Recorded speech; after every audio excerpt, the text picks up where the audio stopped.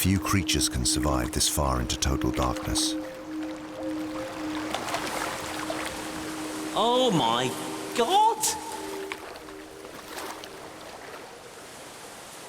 I don't believe what I'm seeing. This is a swimming cricket. Oh! Oh! Oh my God! It's a female, it's an adult female. This is one of the weirdest cave animals I've ever seen. Crickets are common around the world, but this one is entirely different.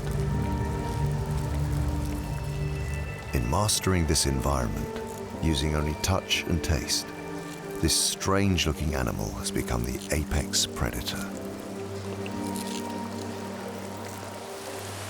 There is an animal perfectly adapted for life as a hunter in pitch darkness.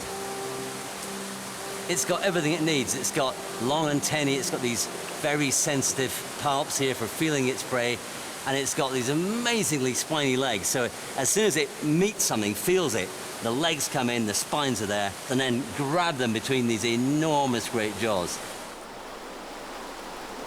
This is the lion of the cave.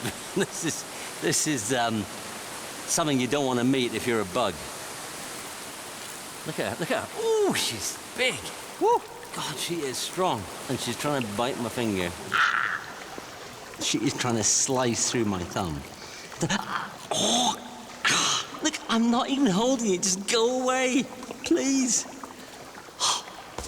This is the only way she's gonna let go. God, she's... Oh.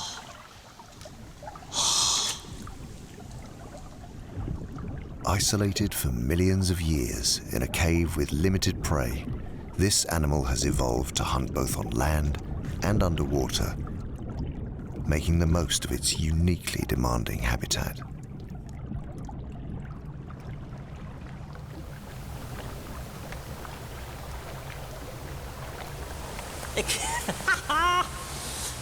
Oh man, just the perfect animal for a cave.